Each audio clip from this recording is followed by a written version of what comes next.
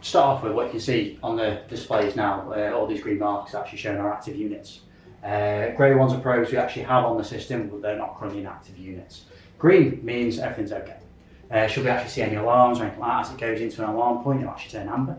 This is to say that there's an issue occurring. So this is generally on a delay sort of point within the alarm itself. So if we've got -80 and the alarm's set at -70, as soon as it hits -70, it'll actually turn amber. We have on our units generally about a 5-minute delay between actually causing the alarm itself, and that's just to accommodate for usage as well.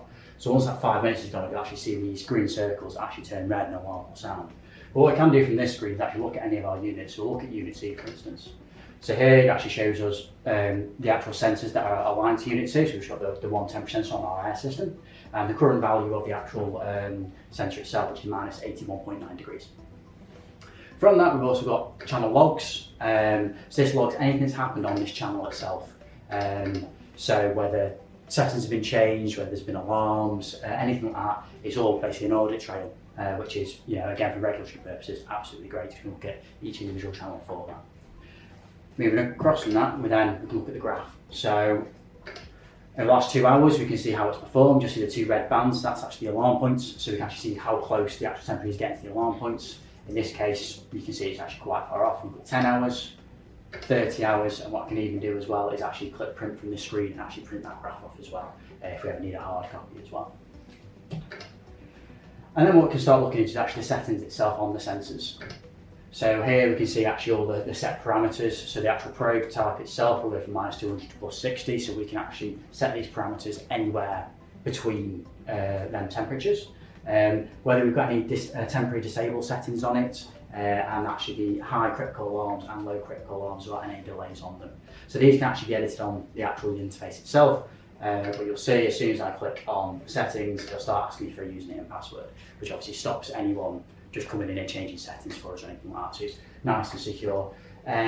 Even when it comes to the alarms and that side of things, which currently we can't see because we have nothing in alarm, but when that comes up as well, we'll have to type in reasons the alarm has actually been cleared off the system. And again, it asks for a username and password to maintain that actual audit log of what operations have happened. So we can actually look back over the system, see who's responded to alarms, see what they've done to actually rectify the issue. So for us, again, it's absolutely excellent because it means we can lock at everything that's happened with all our freezers and storage units. With the out-of-hours alarm escalation, so we have the escalation settings set up so it actually contacts us via email and text message. So what will happen is if a set point is breached, the unit here will actually alarm, but then it will also send a signal through to, well, in our case, both over our Wi-Fi and if our Wi-Fi fails, to our 3G router as a backup, to a number of members of staff. There's about 4 of us that are actually on call. We'll all receive a text message and an email, and what that contains the PIN number.